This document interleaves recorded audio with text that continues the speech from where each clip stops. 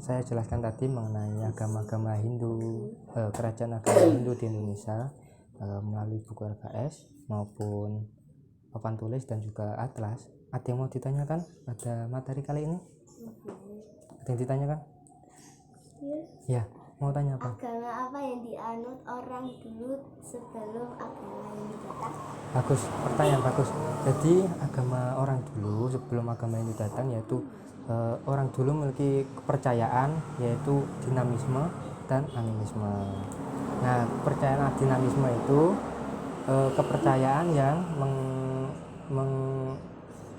mempercayai bahwasanya roh-roh nenek moyang itu yang menjalankan dunia ini atau yang memberikan dia makan minum. Jadi roh-roh nenek moyang di suatu tempat itu disembah oleh orang-orang dulu untuk diberikan sesajen ataupun sajian itu untuk menyembah nenek moyangnya. Dia wujud terima kasihnya. Terus ada animisme, dia mempercayai tentang benda-benda, hewan-hewan dan tumbuh-tumbuhan itu yang dia sembah. Yang hewan-hewan itu yang hewan-hewan keramat ya. Terus tumbuh-tumbuhan yang dikeramatkan dan seperti pohon beringin, terus matahari, bulan, itu animisme. Jadi benda-benda ataupun makhluk hidup itu yang disembah, yang memiliki keramat. Ya, apalagi? Ya. Mengapa agama Islam menjadi agama terbesar di Indonesia? Ya, agama Islam bisa menjadi agama terbesar padahal Hindu yang masuk terlebih dahulu. Jadi dulu itu ada agama Hindu masuk terlebih dahulu, terus disusul oleh Buddha, terus Kristen dan Islam. Jadi agama Islam itu disebarluaskan oleh beberapa pedagang dari Arab ataupun biasa disebut wali songo juga ada.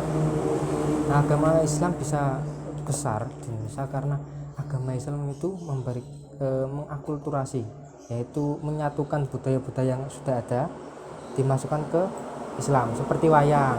Nah, menyebarkan Islam melalui wayang, dakwah-dakwahnya, terus melalui upacara-upacara adat, tidak apa-apa di Islam.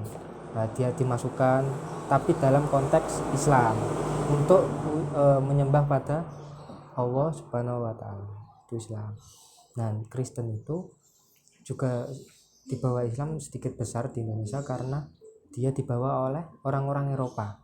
Orang-orang Portugis pertama kali membawa Kristen Katolik ke Indonesia. Nah, dan Hindu Buddha sudah tahu ya, tadi sudah saya jelaskan di awal tadi, Hindu Buddha bahwa Hindu Buddha itu datang dibawa oleh pedagang India dan Cina ke Indonesia. Nah, sama saja seperti Hindu dan Buddha, Islam juga masuk untuk tidak menggeser tapi sedikit memodifikasi budaya-budaya Hindu di Indonesia, seperti itu ya. Jadi agama Islam tidak menghilangkan agama Hindu, tidak menghilangkan budaya Indonesia, tidak menghilangkan budaya-budaya apapun. Dia mengakulturasi, menyatukan, mempersatukan tanpa menghilangkan budaya. Itu akulturasi. Ada yang tanyakan lagi?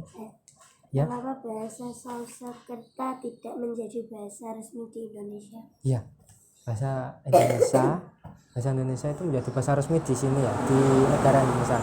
Nah, bahasa Indonesia itu menyerap dari berbagai bahasa seperti Melayu dan termasuk Sanskerta tadi. Jadi bahasa Sanskerta itu diserap ke dalam bahasa Indonesia maupun bahasa Jawa.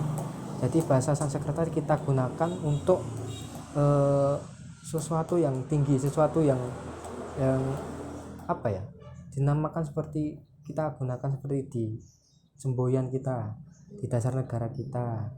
Apa semboyan kita? Apa? Bhinneka, dan dasar negaranya Pancasila.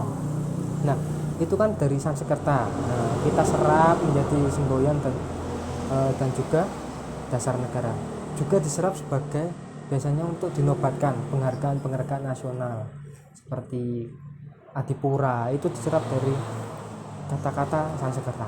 Terkadang banyak juga nama anak dari orang-orang Jawa itu menggunakan bahasa Sanskerta, itu banyak diserap. Bahasa Jawa juga kita gunakan sehari-hari juga menggunakan Sanskerta.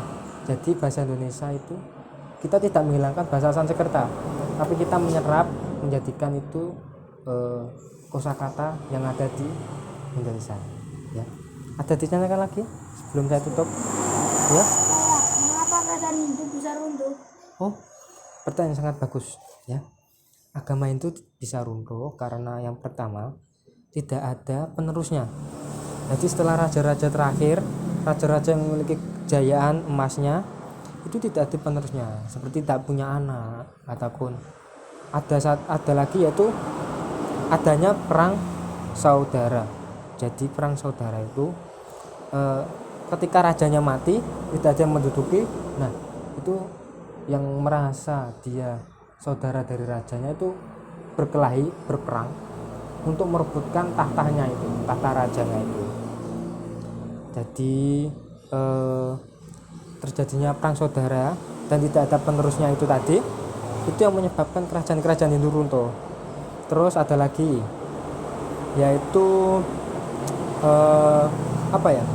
perekonomiannya, dia tidak bisa menjalin hubungan lagi dengan kerajaan lain maupun dari wilayah-wilayah lain ya.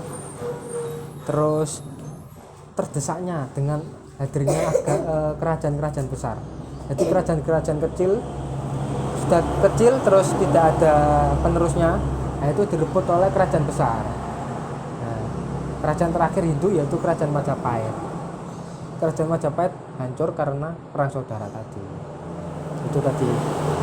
Terus tidak hanya itu, kerajaan Hindu juga runtuh, hancur karena masuknya agama lain ke Indonesia. Yang pertama agama yang Kristen yang didatangkan oleh bangsa-bangsa Eropa, orang-orang Eropa, orang-orang Portugis. Ya, itu menggeser budaya Hindu, agama Hindu. Terus datangnya agama Islam yang paling pesat. Agama Islam bisa masuk itu melalui pedagang tadi kan ya. Terus mengakulturasi budaya Hindu. Jadi orang-orang Nusantara yang dulunya menganut Hindu, Buddha, itu tertarik dengan Islam. Oh ternyata Islam itu begini ya, Islam itu indah dan begini-begini, dengan upacaranya tetap sama. Jadi digeser Hindunya jadi agama Islam. Itu yang menyebabkan kerajaan-kerajaan Hindu Buddha runtuh ya. Sudah ya, tidak ada yang tanyakan lagi ya. Oke, jadi dari berbagai materi yang saya sampaikan tadi, saya mau sedikit tanya nih sebelum saya tutup ya. Semboyan kita tadi apa? Bhinneka Tunggal Ika. Nah itu ditemukan kata-kata Bhinneka Tunggal Ika itu ada di suatu kitab di zaman Majapahit. Nama kitabnya apa? Kitab Sutasoma. Betul sekali, benar. Terus yang nulis siapa? Yang Empu Tantular. Bagus. Jadi di kerajaan Majapahit itu ada 3 kitab yang ditemukan, yaitu kitab Negara Kartakama, Negara Kartagama yang menjadi dasar negara kita Pancasila, yang ditulis oleh Empu Prapanca. Terus ada kitab Arjuna Wiwaha dikarang oleh Empu Kanwa. Isinya itu menceritakan tentang raksasa bernama Nawataka Waca yang dikalahkan oleh Arjuna. Itu sebuah cerita.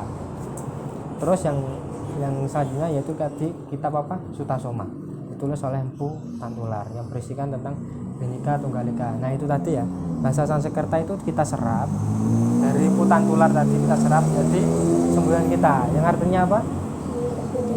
Berbeda-beda tetapi tetap satu jua. Itu tadi ya. Ya itu tadi materi dan pertanyaannya sekalian sangat bagus mengenai kerajaan Hindu di Indonesia. Oke, saya akhiri ya pelajaran pada pagi ini. Kalau sudah